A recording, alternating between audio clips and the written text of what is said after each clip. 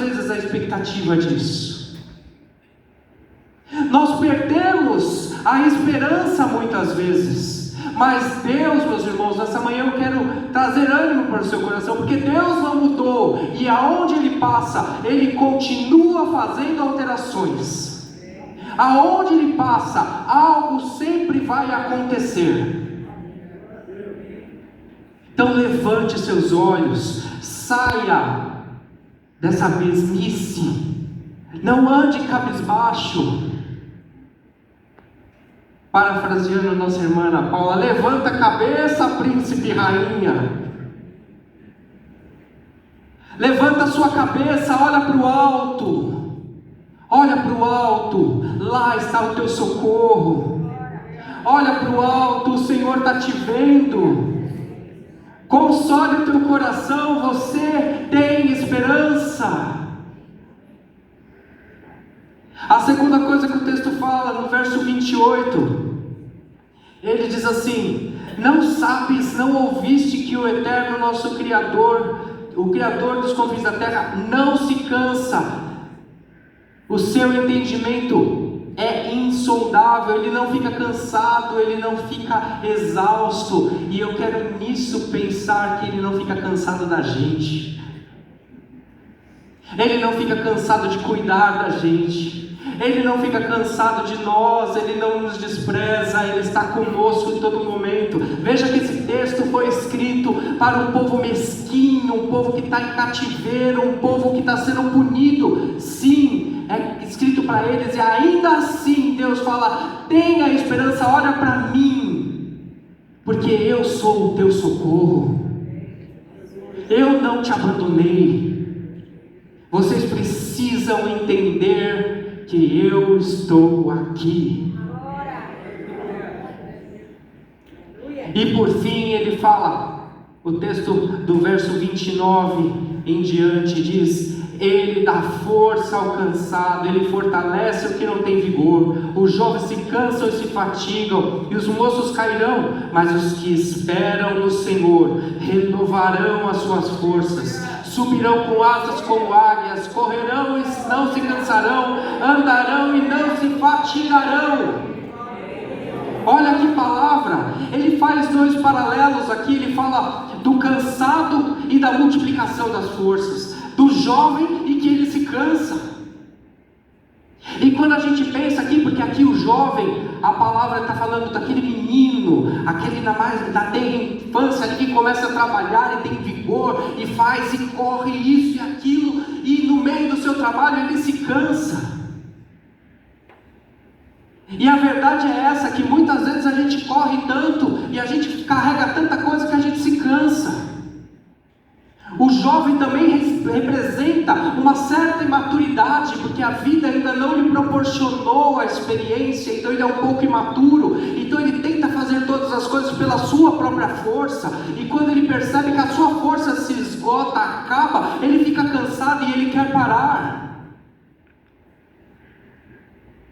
A juventude às vezes gera uma irreverência que gera ou beira o desrespeito, porque eu me basto, eu sou, eu faço, eu aconteço, mas chega uma hora que a gente se cansa.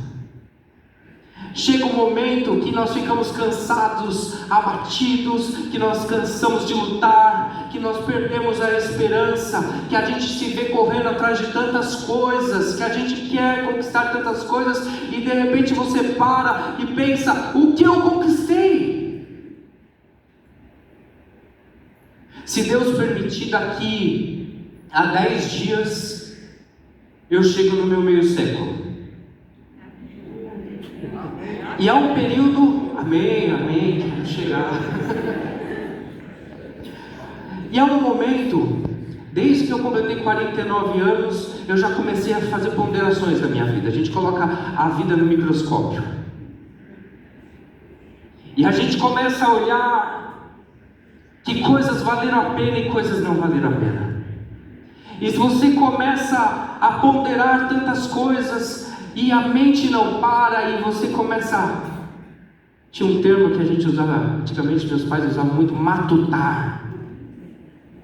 fica lá batendo na cabeça, e você começa a ponderar, e de repente você se vê cansado de tanto pensar. E você para e fala assim: o que eu construí? E a melhor resposta é o que Ele construiu em mim. Eu, como ser humano, errei em muitas coisas, mas uma coisa que eu não me arrependo é de ter me gasto para Ele. Mais de 30 anos vivendo para a obra, e com dores e decepções, com cicatrizes. E eu gosto de cicatrizes, porque cicatriz significa que a gente sobreviveu, porque morto não cicatriza. Então eu cicatrizei porque eu continuo vivo, e eu não continuo vivo pela minha força, mas porque todos os dias Ele me colocou em pé. E isso é você, meu irmão. Isso é cada um de nós. Nós chegamos muitas vezes ao ponto de querer desistir. Nós chegamos muitas vezes ao ponto de falar: não vale a pena, para que eu estou correndo tanto? Mas aí eu olho para o alto e eu vejo que há alguém maior, que é aquele que merece a minha devoção, que merece a minha vida depositada. E é bendita aquela música que diz: por Ele que eu estou gastando a minha vida, perdendo tudo por amor e com alegria, porque vale a pena. Ele me renova, Ele nos renova. Se você está precisando de vigor para continuar, Ele está aqui para te revigorar. Se você está precisando de força para seguir em frente, Ele está aqui para te dar força. Ele diz hoje: vinde a mim, você que está cansado e sobrecarregado, e eu vos aliviarei.